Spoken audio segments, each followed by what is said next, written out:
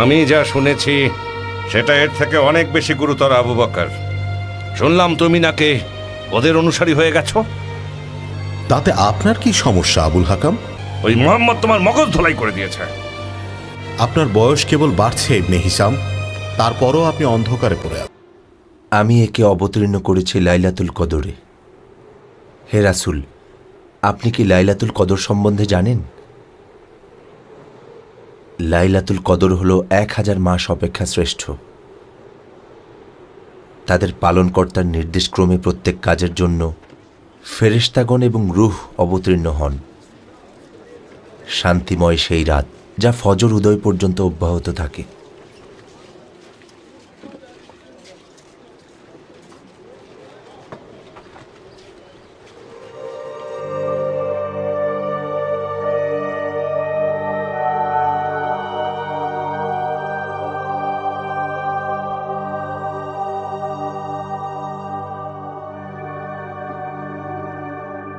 আমি উম্মে আইমান, আমি বারাকা, তোমার আরেকজন মা, যে মা তোমাকে ভালোবেসে লালন পালন করেছিল, যে তোমাকে অনেক ভালোবাসে। তাই আমি তোমার স্ত্রী খাদিজার সামনে বলছি, আশহাদু আল্লা ইলাহা ইল্লাল্লাহ ওয়া আশহাদু আন্না মুহাম্মাদান রাসূলুল্লাহ।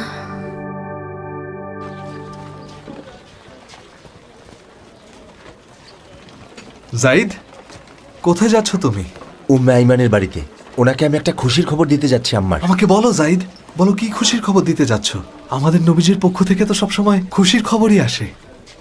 সাল্লাল্লাহু আলাইহি ওয়াসাল্লামের নামে বলছি, সাল্লাল্লাহু আলাইহি ওয়াসাল্লাম। উম্মে আইমানকে আমি এই খুশির খবরটাই দিতে যাচ্ছি যে আমি তাকে স্ত্রী হিসেবে গ্রহণ করব। কারণ তার স্বামী তাকে ফেলে রেখে চলে গেছে, তাই আমি বারাকাকে স্ত্রী হিসেবে গ্রহণ করব। সত্যি বলছো তুমি জাইদ? হ্যাঁ, আমি একজন ভালো মহিলাকে বিয়ে করতে যাচ্ছি। অনেক অনেক শুভকামনা জাইদ, তোমাকে অনেক অনেক শুভকামনা।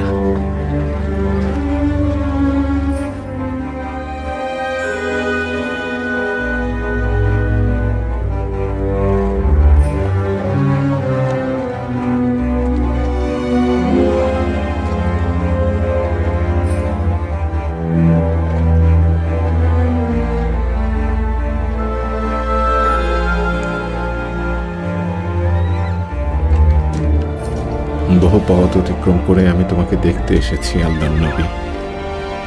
আমি সাক্ষ্য দিচ্ছি যে আল্লাহ ছাড়া কোনো মাবুদ নেই আর মুহাম্মদ আল্লাহর রাসূল।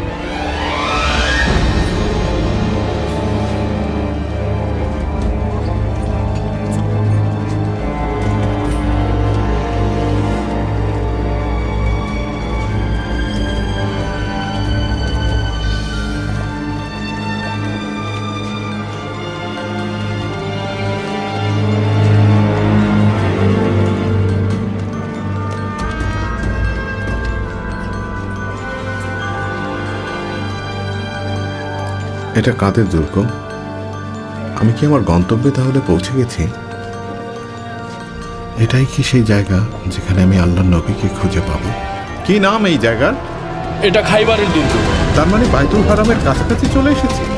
চুপ করো, চুপচাপ সামনের দিকে অগ্রসর হও।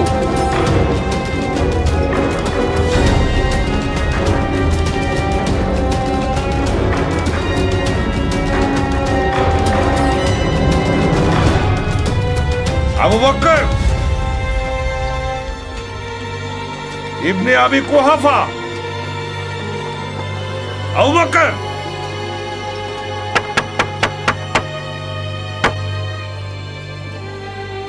আমার কাছে কি চান আপনি আবুল হাকাম? একটা খবর শুনে আমি আসলাম। কি খবর? মক্কায় ইদানিং একটা বিষয় খুব গুঞ্জন শোনা যাচ্ছে। এই বিষয়ে তুমিও নিশ্চয়ই কিছু জানো। কি বলতে চান বলে ফেলুন আবুল হাকাম। কুরাইশে অবিশ্বাসীদের সংখ্যা বাড়ছে। অনেক আগে থেকেই তো কুরাইশদের মধ্যে দুর্বলেরা একেশ্বরবাদে বিশ্বাসী হয়েছে। তারা নির্জনে ধ্যান আর প্রার্থনা করার জন্য অনেক দিন ধরেই মক্কার পর্বতে যাচ্ছে। কুরাইশরা সবসময় তাদেরকে অস্বীকার করেছে, তারাও কুরাইশদের করেছে। আমি যা শুনেছি সেটা এর থেকে অনেক বেশি গুরুতর আবু বকর। শুনলাম তুমি নাকি ওদের অনুসারী হয়ে গেছো। তাতে আপনার কি সমস্যা আবুল হাকাম? মক্কাতে ইহুদিরা মুসার অনুসারী, সাবিয়নেরা একেশ্বরবাদীরা, এমনকি খ্রিস্টানেরাও আছেন মক্কায়। তাদের সবার ধর্মে একজন সৃষ্টিকর্তার কথা বলা হয়েছে। তাদেরকে তো আপনি কখনো কিছু বলেন না। আমি তো বুঝি না কুরাইশরা এসবের পিছনে কেন পড়ে আছে। অন্যরা তো কখনো আমাদের বলেনি সৃষ্টিকর্তার উপর অবিশ্বাস আনতে। ওই মোহাম্মদ তোমার মগজ ধোলাই করে দিয়েছে। আপনার বয়স কেবল বাড়ছে ইবনে হিসাম, তারপরও আপনি অন্ধকারে পড়ে আছেন। আমার ইমানি ভাইয়েরা, আমাদের রাসূলুল্লাহ সাল্লাল্লাহু আলাইহি ওয়াসাল্লাম বলেছেন, সাল্লাল্লাহু আলাইহি ওয়াসাল্লাম, ধনী গরিব মুসলমানেরা একে অন্যের ভাই ভাই। তাই গরিবদের প্রতি আপনারা সদয় হন, শক্তিশালীরা দুর্বলদের পাশে দাঁড়াবেন। জেনে রাখুন, একজনের খাবার দুজনের জন্য যথেষ্ট, দুজনের খাবার চারজনের জন্য যথেষ্ট, আর চারজনের খাবার 8 জনের জন্য যথেষ্ট। সত্য বলেছেন। আল্লাহ রসুল সাল্লাল্লাহু আলাইহি ওয়াসাল্লাম আরও বলেন, সাল্লাল্লাহু আলাইহি ওয়াসাল্লাম, মুমিন ছাড়া কেউ যেন তোমাদের সঙ্গী না হয় এবং মুমিন ছাড়া কেউ যেন তোমাদের খবর না পায়। যিনি আল্লাহর উপর বিশ্বাস স্থাপন করবেন, আল্লাহ তাআলা তার উদ্দেশ্যে এই আয়াতগুলো নাজিল করেছেন। আল্লাহর নাম উচ্চারিত হলে প্রকৃতি ইমানদারের অন্তর কেঁপে ওঠে। এবং যখনই তারা কোরআনের কোনো আয়াত তেলাওয়াত শুনবেন, তখন তাদের ঈমান আরও বেশি দৃঢ় এবং শক্তিশালী হবে। যিনি নিয়মিত সালাত আদায় করবেন তিনি দুনিয়া ও আখিরাতে পুরস্কৃত হবেন। আল্লাহ সত্য বলেছেন। খালিদ, কোথায় যাচ্ছ তুমি? মক্কার জমায়েতে যাচ্ছি বাবা। মনে হচ্ছে ওদের সঙ্গ তোমার খুব ভালো লাগছে। হ্যাঁ, ওদের সঙ্গ ভালোই লাগছে। তাড়াতাড়ি চলে এসো। ঠিক আছে বাবা।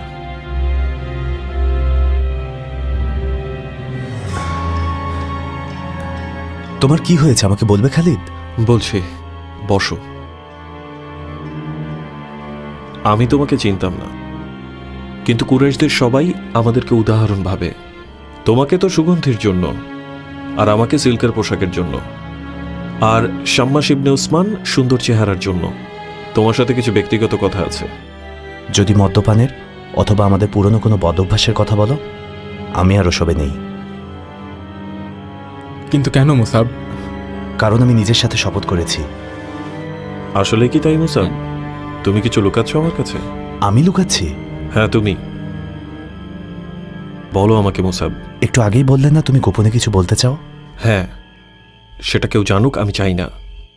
কি বলতে চাও বলো খালিদ। স্বাগতম, স্বাগতম তোমাকে আবুল হাকাম। আবু সুফিয়ানের বাড়ি তোমার আগমনে ধন্য হলো। এসো এসো, ভেতরে এসো। রহমত বর্ষিত হোক তোমার ঘর সংসারের উপর আবু হানজালা। আমার বাড়ির দরজা তোমার জন্য সবসময় খোলা আবুল হাকাম। এবার বলো, তুমি তো এখন আমার মেহমান, আগে তো মেহমানদারের ব্যবস্থা করতে দাও, তারপর অনেক কথা হবে। হ্যাঁ বলো, কি খেতে চাও তুমি? যদি ভালো সাড়া পাওয়া যেত তাহলে কিন্তু মন্দ হতো না।